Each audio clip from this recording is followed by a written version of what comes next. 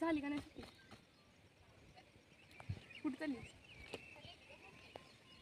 Balance नाही का तुझ्यात?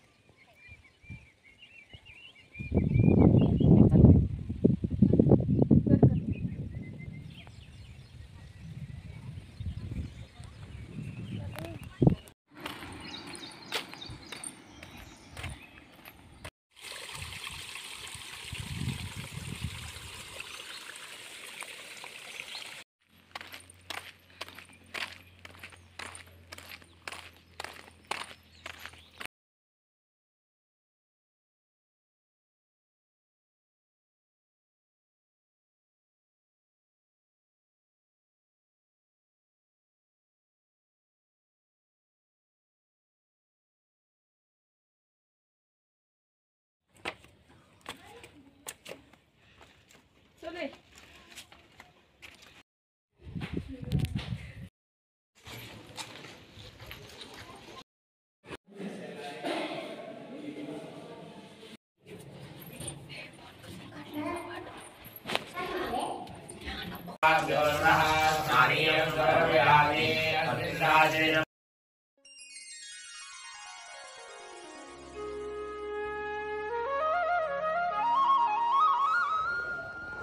जय जय रघुवीर समर्थ शुका सारिखे पूर्ण वैराग्य जाचे वसिष्ठा परे ज्ञान योगेश्वराचे कवी वाल्मिका सारिखा मान्य ऐसा नमस्कार माझा सद्गुरु रामदासा जय जय रघुवीर समर्थ श्रीराम समर्थ श्रीराम तीर्थक्षेत्र सज्जनगड येथील समर्थांचं निवासस्थान अर्थात शेजघर त्याचं आपण आता दर्शन करत आहोत।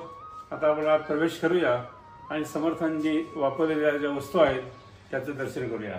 श्रीराम जय राम जय जय राम श्रीराम जय राम जय जय राम श्रीराम जय राम जय जय राम जय जय रघुवीर समर्थ। हे समर्थांचं निवासस्थान शेजघर याला म्हणतात। इसवी सन 1676 ते 1682 असे 5-6 वर्ष समर्थ या ठिकाणी निवासाला होते आणि छत्रपती शिवाजी महाराजांनी हा किल्ला जिंकल्यानंतर समर्थांना त्यांनी इथे या ठिकाणी राहण्याकरता निमंत्रण दिलं आणि समर्थ स्वतः या ठिकाणी राहत होते। सज्जनगडावर समर्थांचं वास्तव्य याच ठिकाणी आहे। आपण या शेतघरातल्या सगळ्या ज्या गोष्टी आहेत त्या सगळ्यांची आता थोडक्यामध्ये माहिती घेत आहोत। आता जे आपण बघत आहात हे समर्थांनी शिवाजी महाराजांनी दिलेला समर्थांना पलंग आहे। या पलंगावर मध्ये जो फोटो आपल्याला दिसतो आहे तो समर्थांचे शिष्य त्यांना बघून त्यांनी फोटो काढलाय। मेरू स्वामी म्हणून जे समर्थांचे शिष्य होते त्या मेरू स्वामींनी हा फोटो काढलेला आहे, त्याचं आपण दर्शन करतो आहोत। त्यानंतर इकडे हा जो आहे हा श्री राममूर्तींचा ओटा आहे।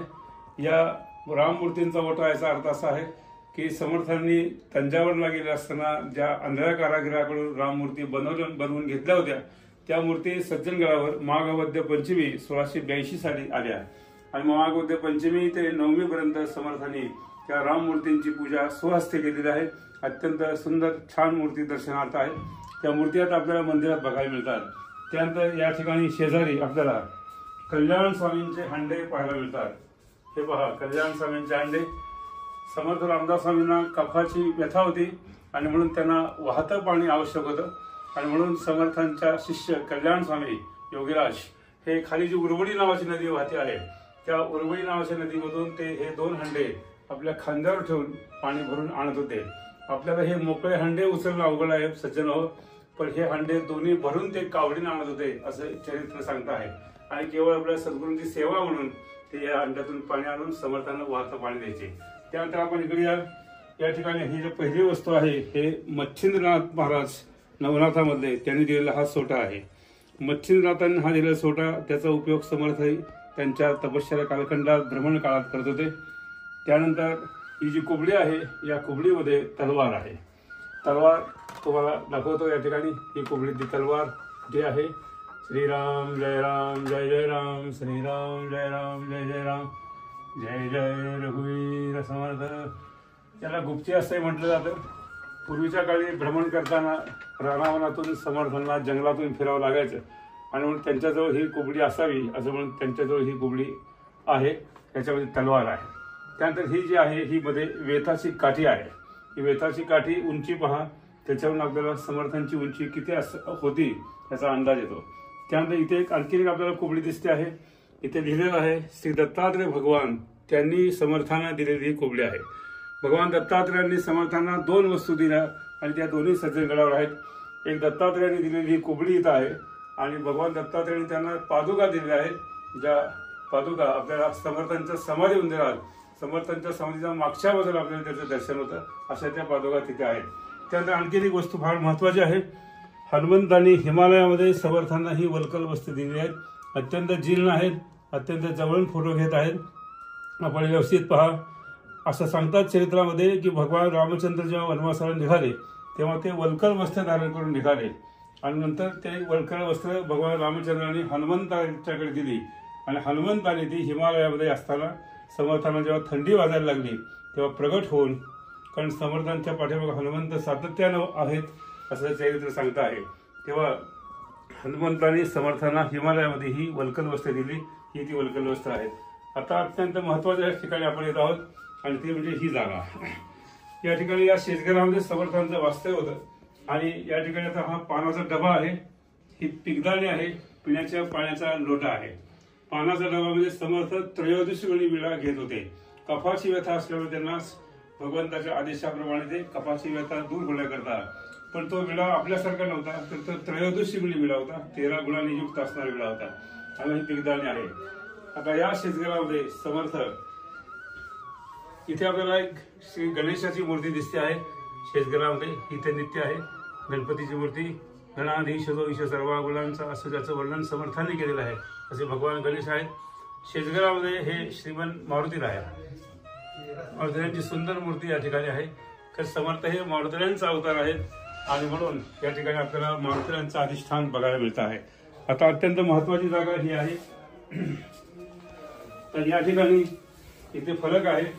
श्री समर्थ रामदास स्वामींनी येथे देह ठेवला. समर्थ रामदास स्वामी इसवी सन 76 ते 82 कालखंड इथे राहिलेले आहे आणि माघ वद्य नवमी इसवी सन 1682 इथे तारीख आहे 22 जानेवारी 1682. या दिवशी समर्थांनी इथे बसून, याच ठिकाणी बसून समोरामध्ये आपली प्राणज्योत विलीन केलेली आहे.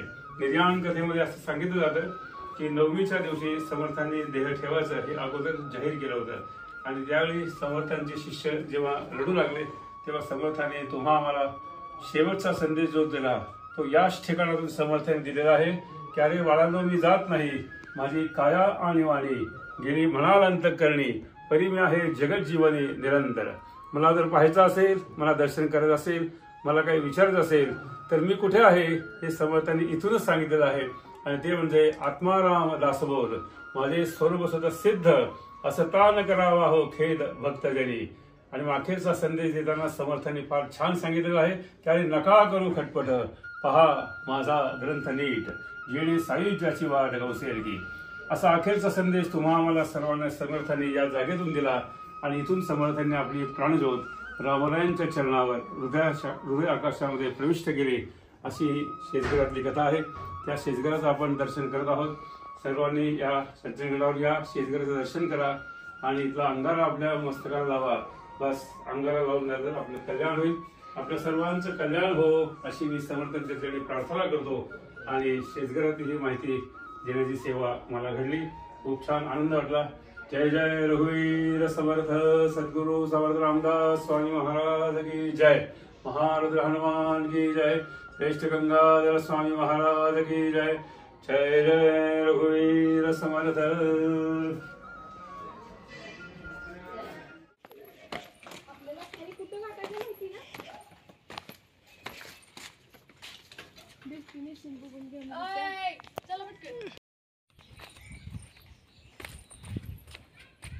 कोल्हापूरकडे आहे ना ते कॉलेज, कुठलं ग? तिथे बी जायचं कोल्हापूरचं कॉलेज, तिथे जायचं होतं.